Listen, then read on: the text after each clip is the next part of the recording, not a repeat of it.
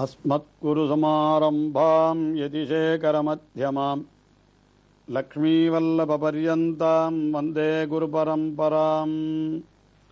ஆழ்வார்கள் வாழி அருளிச் செயல் வாழி தாழ்வாதுமில் குறவர்தாம் வாழி ஏழ்வாறு முய்ய அவர்கள் உரைத்தவைகள்தாம் வாழி செய்யமறை தன்னுடனே சேர்ந்து. காழிச்சீராம விண்ணகரம் என்கிற திவ்ய தேசத்தை மங்களாசாசனம் செய்கின்ற திருமங்கை ஆழ்வார் அந்த திவ்ய தேசத்திற்கு மிக அற்புதமான பாசுரங்களை அருளி செய்திருக்கிறார்.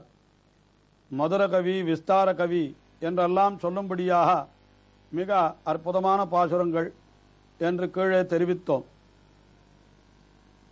இரண்டாவது பாசுரத்திலே மிக அரிய சரித்திரம் ஒன்றை தெரிவிக்கின்றார் இந்த பதிகத்திலே. அதாவது பிரம்மா ஒரு காலத்திலே, அதாவது நான்முகக் கடவுளான பிரம்மா, அவன் மிக மிக நீண்ட ஆயுளை உடையவன் அல்லவா. மனிதர்களுடைய ஆயுள் கணக்கிலே பார்த்தால் பல்லாயிரக்கணக்கான கோடி வருடங்கள் அவனுடைய ஆயுள் என்று சொல்லப்படுகிறது. அதனாலே பிரம்மா மிகவும் கர்வம் கொண்டிருந்தானாம். அவனுடைய கர்வத்தை அடக்க வேண்டும் என்பதற்காக எம்பெருமான் ஒரு செயலை செய்தான். தனக்கு நீண்ட ஆயுள் வேண்டும் என்று தவம் செய்தார் ஒரு முனிவர். அவருடைய பெயர் உரோமசர் என்பது. அதாவது அவருக்கு உடலெல்லாம் கரடி போலே ரோமங்கள் இருந்தபடியினாலே அவருக்கு ரோமசர் என்றே பெயர் இருந்ததாம். அவருக்கு எம்பெருமான் ஒரு வரத்தை கொடுத்தான். என்ன வரம் கொடுத்தான்? அவருடைய உடலில் இருந்து ஒரு ரோமம் உதிர்ந்தால் ஒரு பிரம்மாவனுடைய ஆயுள் முடிந்து விடுமா. அவருக்கு என்றைக்கு உடலிலே இருக்கிற அத்தனை ரோமங்களும் உதிர்கிறதோ அன்றைக்குத்தான் அவருக்கு அடுத்த பிறவி, அதாவது அல்லது மேலுலகம் என்று அவருடைய ஆயுள் முடியும் என்று வரம் கொடுத்தானாம். இப்படி கொடுத்தபடியினாலே அந்த ரோமசருக்கும் நீண்ட ஆயுள் கிடைத்தது. இந்த பிரம்மா தான் நீண்ட ஆயுள் பெற்றிருப்பவன் என்று நினைத்திருந்தானே, அவனுடைய கர்வமும் அடங்கிவிட்டது. அதாவது ரோமசருடைய உடலிலே இருக்கக்கூடிய ஒரு ரோமம் உதிரக்கூடிய அளவுதான் அவனுடைய ஆயுள் என்பதாக அப்படியும் கிடைத்தது. அந்த ஒரு சரித்திரம் ஏதோ புராணங்களிலே இருக்க வேண்டும். அதை திருமங்கை ஆழ்வார் இரண்டாம் பாசுரத்திலே அருளி செய்து அந்த ஊரினுடைய காட்சியையும் வர்ணிக்கிறார். நான்முகனாள் மிகை தருக்க இருக்கு வாய்மை நலமிகு சீருரோமஜனால் நவித்தி நக்க நூன்முகமார் தலையோட்டூணொழித்த எந்தை பொடிமலர்ச்சே வடியணைவீர் உழுசேயோடச் சூன்முகமார் வளையடவாயுத்த முத்தை தொல்குருவு சிறையன்னச் சூழ்ந்தியங்க எங்கும் தேன்முகமார் கமலவயல் செயல்பாய் காழிச்சீராம விண்ணகரே சேர்மினீரே. நான்முகன் நாள் மிகை தருக்கை. நான்முகன் பிரம்மா, அவனுடைய நாள் மிகை தருக்கை. நாள் மிகை என்னால் மிகவும் அதிகமான நீண்ட ஆயுள். அந்த தருக்கை என்ன செய்தான்? உரோமசனால் நவிற்றி என்று உரோமசர் என்கிற மகர்ஷி அவரை கொண்டு இவருடைய கர்வத்தை அடக்கினான் என்று சொல்கின்றார். நான்முகனாள் மிகைத்தருக்கை இருக்கு வாய்மை நலமிகு சீர் உரோமசன். இந்த ரோமசர் என்பவர் இருக்கு வாய்மை என்றால் எப்பொழுதும் வேத ருக்குகளை தம்முடைய வாயிலே சொல்லிக் கொண்டிருப்பவர். வாய்மை என்றால் வேதம், இருக்கு வாய்மை என்றால் வேதங்களினுடைய ருக்குகள், அவற்றை வாயிலே சொல்லிக் கொண்டிருப்பவர். அந்த ரோமசரை கொண்டு இவருடைய கர்வத்தை அடக்கினான் என்று அதை தெரிவித்தார். அதே போல மற்றொரு சரித்திரமும் தெரிவித்தார். என்ன சரித்திரம் என்றால், நக்கன் ஊன்முகமார் தலையோட் ஊனொழித்த வெந்தை. நக்கன் என்பதை கொண்டு பிச்சை எடுத்த பொழுது அந்த கபாலம் நிறையும்படியாக செய்தவனும் எம்பெருமான் தானே. ஆயினாலே ஊன்முகமார் தலையோடு அதனுடைய ஊனொழித்த எந்தை என்று அந்த கையிலே இருந்து கபாலம் கீழே விழும்படியாக செய்த எந்தை என்று இப்படி அந்த அவனுக்கும் உண்டான செருக்கை அடக்கினான் என்று கொள்ளலாம்.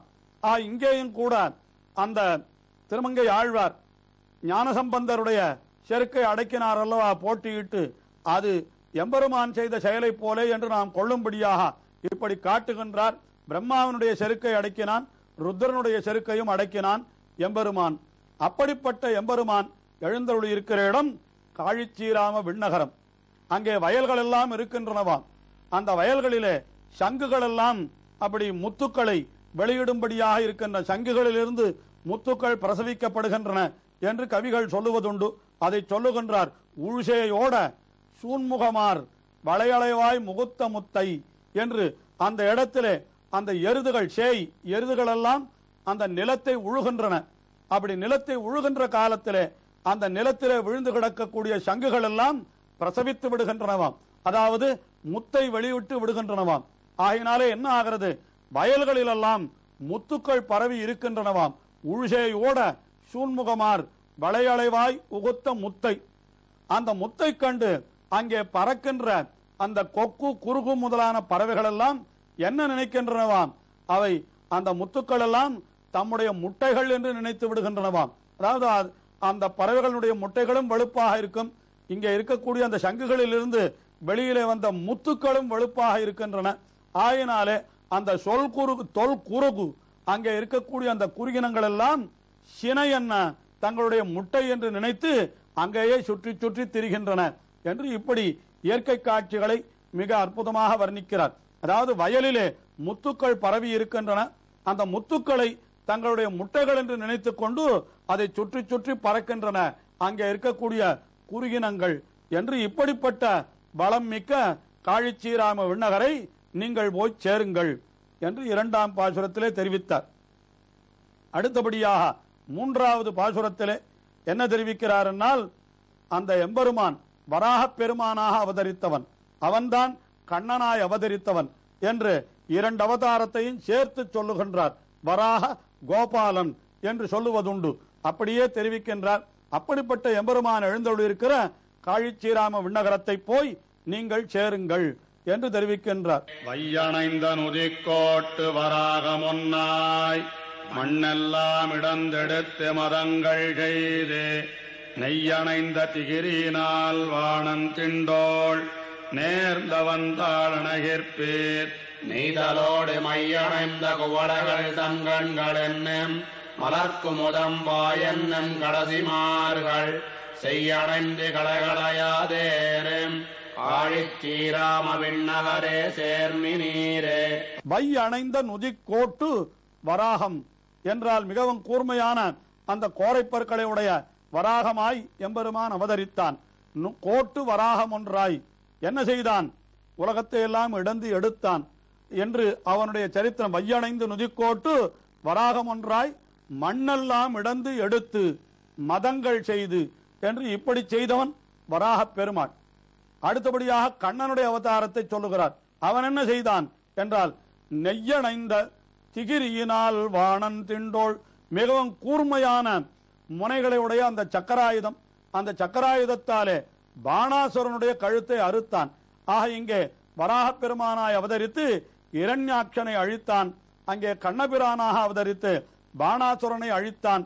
என்னால் எதிரிட்டு வருபவர்களை எல்லாம் அழிக்கக்கூடிய வல்லமை அந்த எம்பெருமானுக்கு உண்டு, அவனுடைய அடியார்களுக்கும் உண்டு.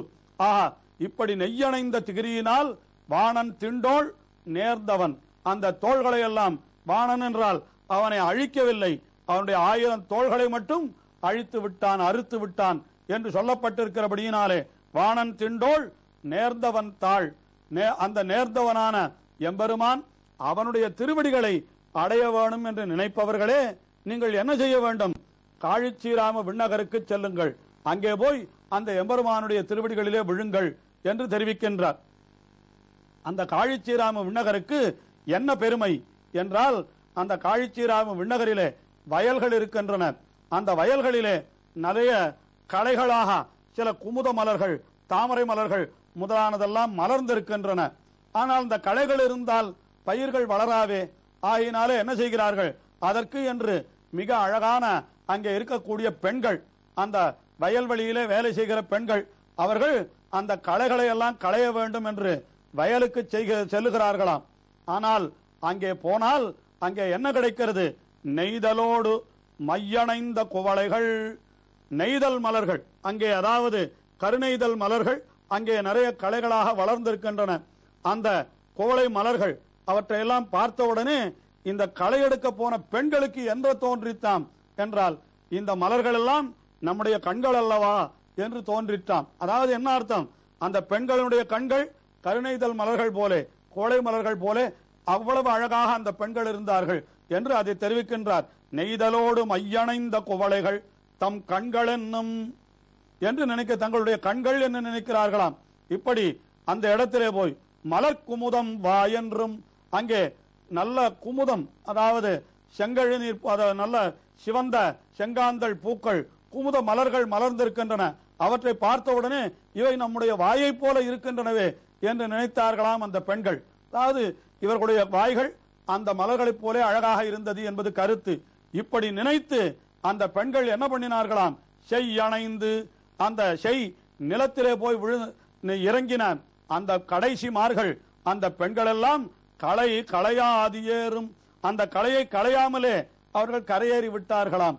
இப்படி இருக்கக்கூடிய வயல்கள், அழகான பெண்களை உடைய காழிச்சீராம விண்ணகரம், அங்கே எழுந்தருள் இருக்கிற எம்பெருமான், அவனை போய் சென்று சேவியுங்கள் என்று மிக அழகான ஒரு மதுர கவி என்றால் இப்படித்தான் இருக்க வேண்டும் என்பது போல அழகாக காட்டுகின்றார்கள். வயல்வெளிகளிலே களைகளை பறிக்க செல்லுகின்ற பெண்கள் அங்கே இருக்கக்கூடிய குமுத மலர்களை பார்த்து அவைகள் தங்களுடைய வாயென்றும், கோளை மலர்களை பார்த்து அவை தங்களுடைய கண்கள் என்றும் நினைத்து அவற்றை களையாமலே அவர்கள் கரையேறி விட்டார்கள் என்று இப்படி பெண்களினுடைய அழகையும் வயலினுடைய அழகையும் ஒரு சேர வர்ணித்து மிக இனிமையான பாசுரத்தை இங்கே பாடுகின்றார். இப்படிப்பட்ட காழிச்சீராம விண்ணகரிலே எழுந்தருள் இருக்கிற எம்பெருமான் தான் முன்னாள் வராக அவதாரம் எடுத்தவன். அவனேதான் கண்ணனாக அவதரித்து வாணனுடைய திண்டோள்களை துணித்தவன்.